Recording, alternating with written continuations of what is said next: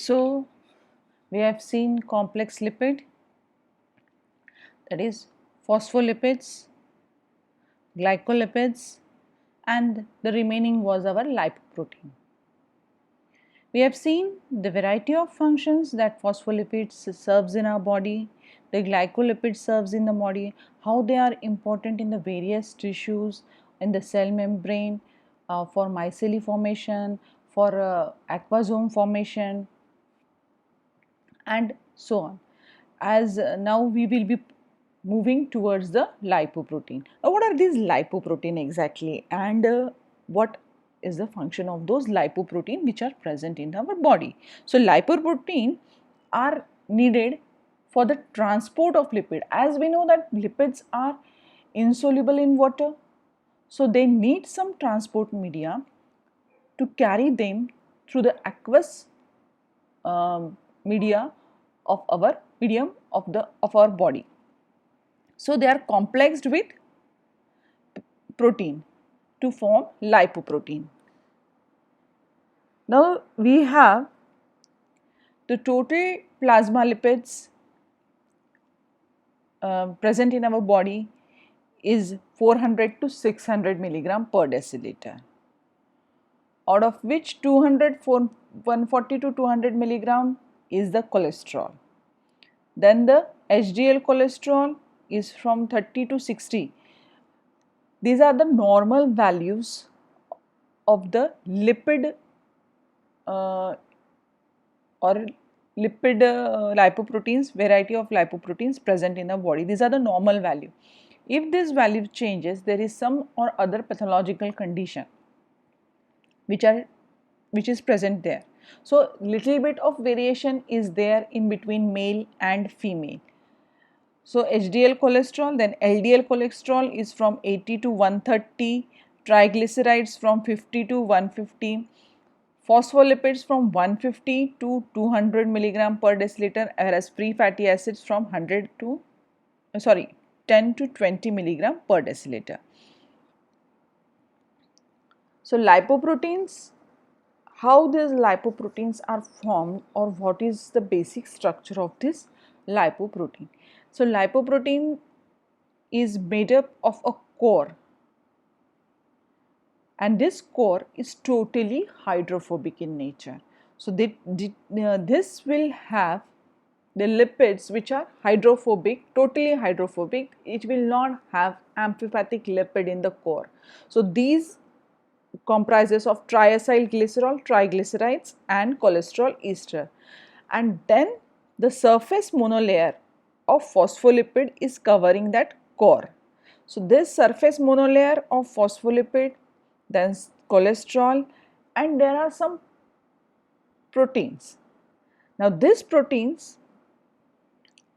may be integral protein, that is incorporated in it, and it is very difficult to separate that integral protein, and a peripheral protein which could be isolated or separated from this lipoprotein. This protein is referred to as apoprotein or apolipoprotein. There are four major types of lipoprotein: A, B, C and E. They are very important because they serve in individual lipoprotein or apoprotein has different function, and they are present in different lipoprotein as well. So this is the structure of lipoprotein. We have in the center triglycerides or triacylglycerol and cholesterol esters. So the cholesterol ester means a cholesterol esterified with some or other fatty acid, that is cholesterol ester. They form the core. Then there is a monolayer which is formed by phospholipid and cholesterol. So phospholipid will have hydrophobic tail and a hydrophilic head, which will be at the periphery. The head will be at the periphery and the tail will be at the in the center. This is a hydrophobic tail and a hydrophobic tail and a hydrophilic head. This one is the cholesterol, and to which the proteins are attached. Some are integral proteins and some are peripheral proteins. This protein covering the core and the monolayer are called as apolipoprotein or apoprotein. Now, in this figure we can only see the peripheral apoprotein. So, once again repeating the thing, core is formed by triacyl glycerol and cholesterol ester. This core is surrounded by a monolayer of phospholipids and cholesterol. So, phospholipid will have the hydrophobic tail and the hydrophilic head, as phospholipid are amphipathic lipid. Plain cholesterol is also an amphipathic lipid, to which the proteins are covering. The protein which covers the core and the monolayer is called as apoprotein.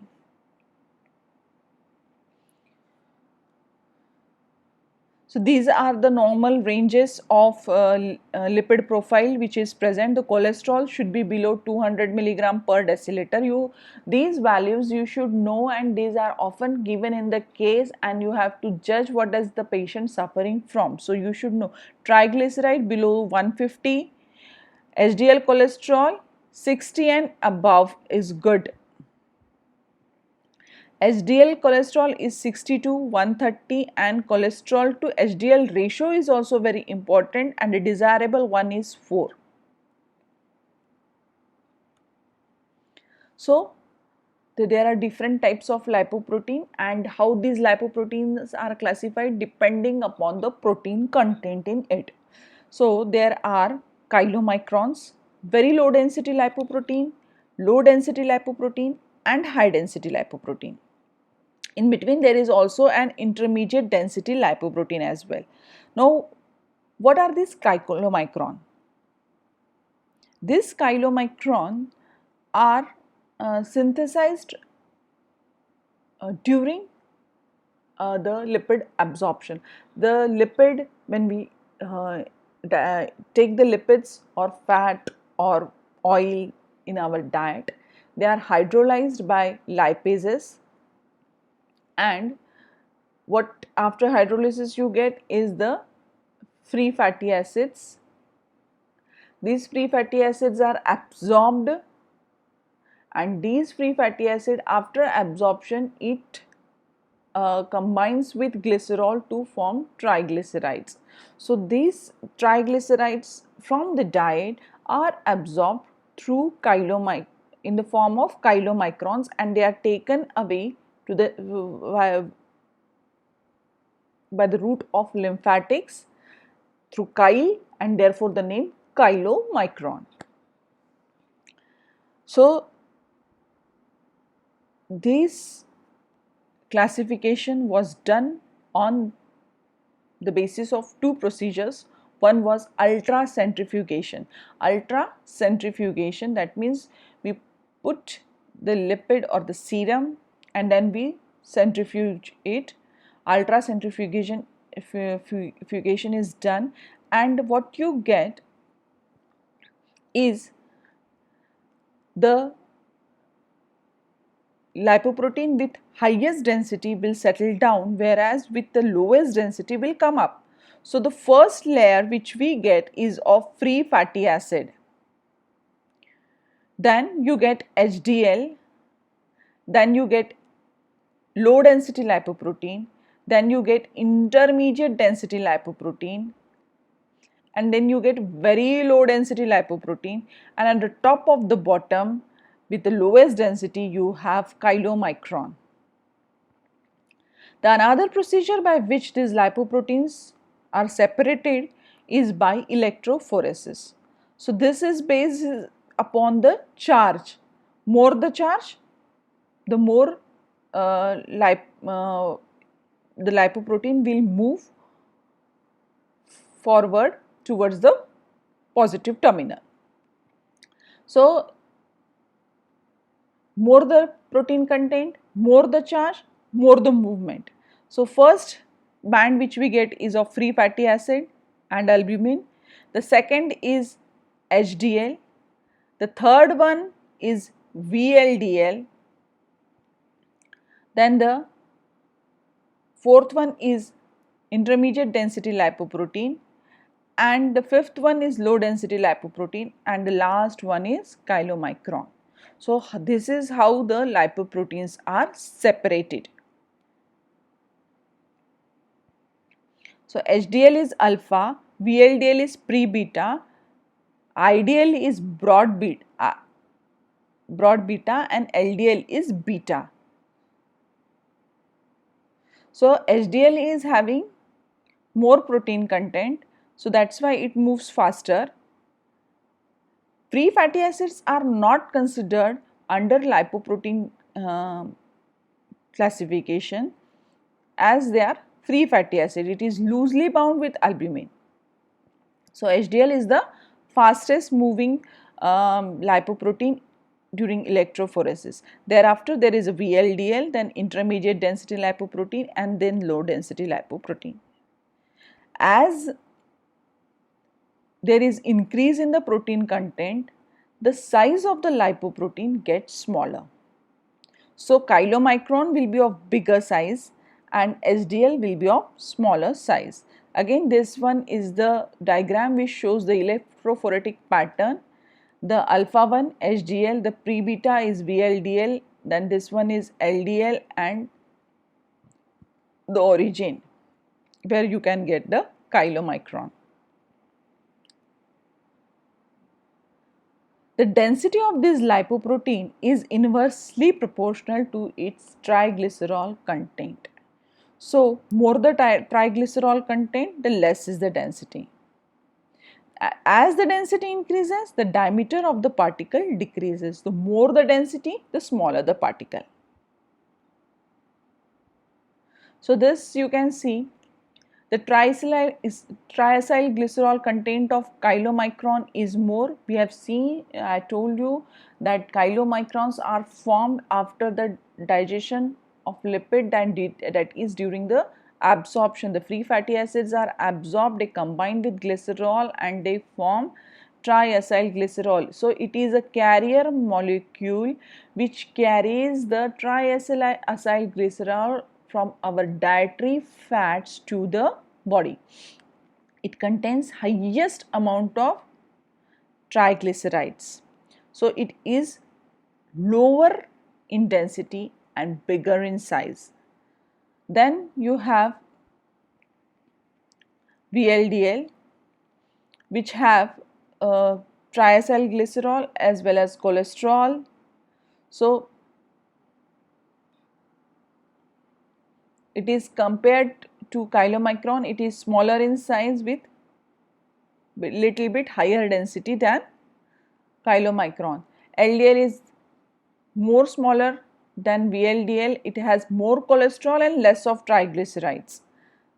So with more density than chylomicron and VLDL, whereas HDL have the highest amount of protein and less of cholesterol and less of triglycerides.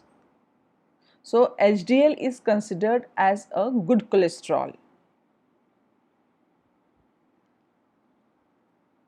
Now, depending upon the protein content, the classification of lipoprotein was done. Chylomicron with low protein and HDL with high protein.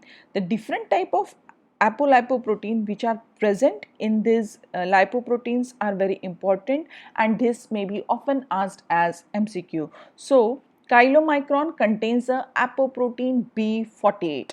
Chylomicron contains the apoprotein B48. Very low density lipoprotein contain apoprotein B100. B100. LDL also contains B100, whereas HDL contains ApoA. These are the major apoproteins which are present in the various types of lipoproteins. So chylomicron with B48, VLDL with B100, LDL with B100 and HDL with ApoA. As I told you, free fatty acids are not considered under the classification of lipoprotein as they are complexed with albumin, and albumin is loosely bound to the free fatty acids. So this is the various type of apoproteins which are present in the chylomicron, VLDL, LDL and HDL, and the triglyceride concentration, the cholesterol concentration and the protein concentration. So you can see the chylomicrons have C, E and B48, but the major apoprotein which is present in chylomicron is B48. The protein content is only 2%, highest in triglyceride content, and it has almost negligible amount of cholesterol and phospholipids, whereas VLDL will have C, B, E, again B100. Protein content is little bit increased, it is 10%. Triglyceride is decreased, it is 60. It has 20% of cholesterol and 20% of phospholipid. LDL has ApoB 100.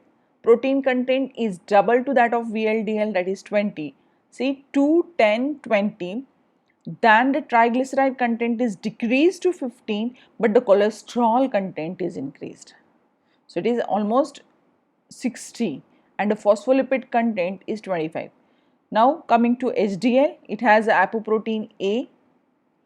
Protein content is 50% in it, and triglyceride is only 10, cholesterol is 30 and phospholipids are 60.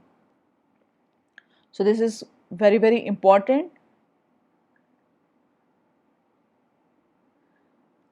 So what are the different functions of these different lipoproteins they serve?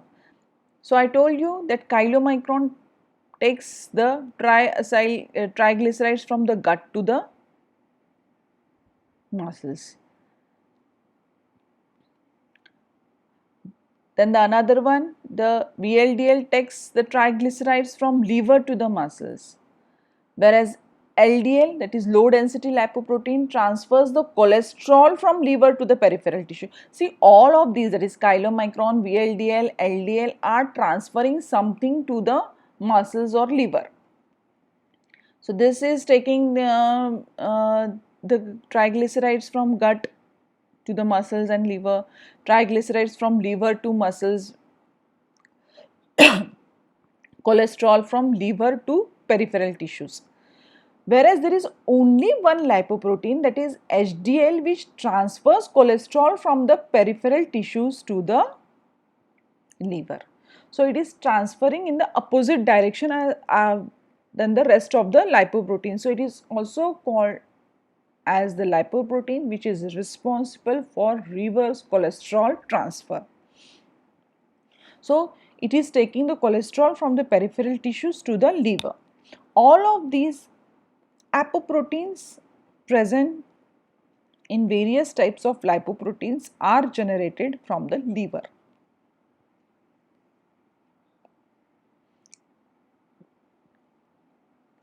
So this is very important from the MCQ point of view. Triacylglycerol is a predominant lipid in chylomicrons and VLDL. Cholesterol is predominant lipid in LDL, whereas phospholipid is a predominant lipid in HDL.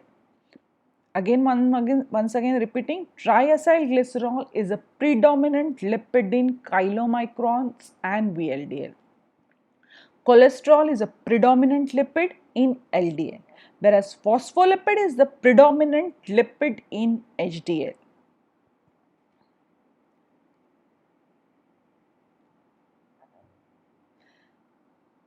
Again same,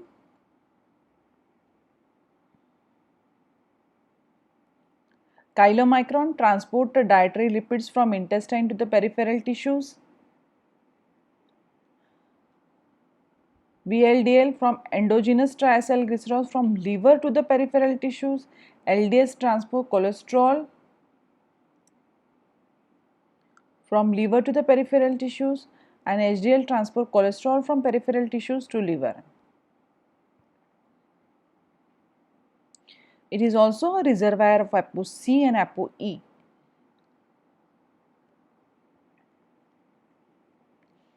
So, coming to apolipoproteins, you may also have the short note over it.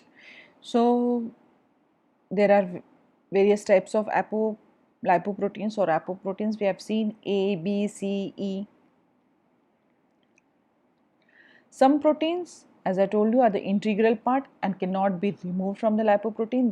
Those are ApoB, means they are generated during the formation of that lipoprotein.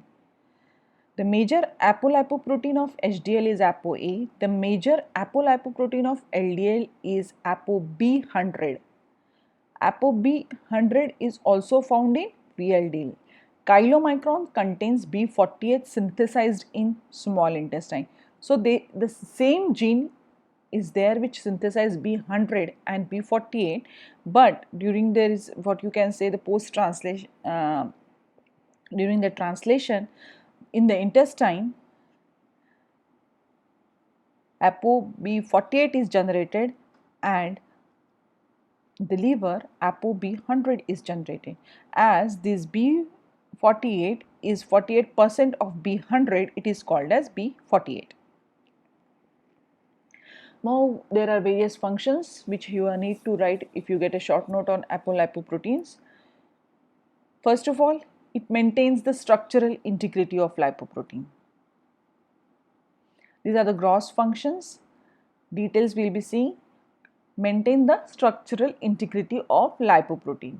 Regulate certain enzymes which act on lipoprotein. So, they are responsible for enzyme activity. They may activate certain enzymes, they may inhibit certain enzyme, they may act as ligands for certain enzyme. So, all the cells have the receptor on their cell membrane. The receptors are recognized by apolipoproteins. So, this receptor is recognized by apolipoproteins. So, they serve the function of being ligands. As we know that the cell is also specific for the action, the enzymes are also specific for the action. So, receptor and its specificity is always there for the specific sort of action. Now, why these actions are needed? See, this ApoA, what it is doing, it is activating lecithin cholesterol acyl transferase enzyme,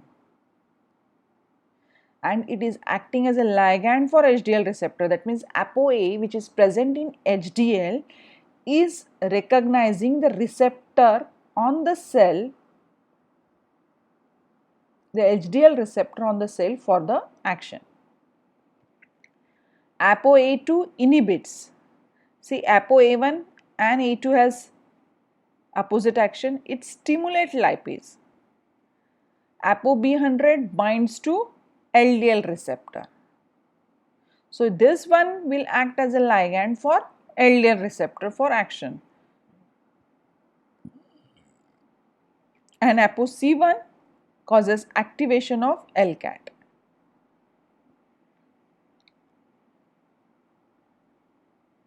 The C2 activates extrahepatic lipoprotein lipase in the vessels. C3 inhibits lipoprotein lipase. E is arginine. This E is arginine rich and it is a ligand for hepatic uptake.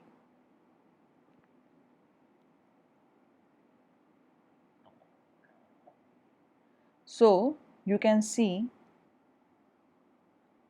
every apoprotein has different function.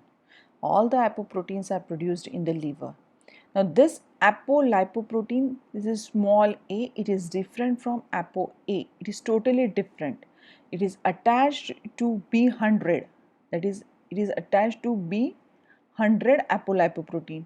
This impairs fibrinolysis and it is highly atherogenic. Exactly opposite function to that of ApoA, capital A. So, this is all about the lipoprotein and the individual functions of those lipoproteins, which will be seen later during the metabolism of lipoprotein, how these lipoprotein are acting, how they are synthesized, how they are circulated, and at that time you will know the action of each and every apolipoprotein or apoprotein.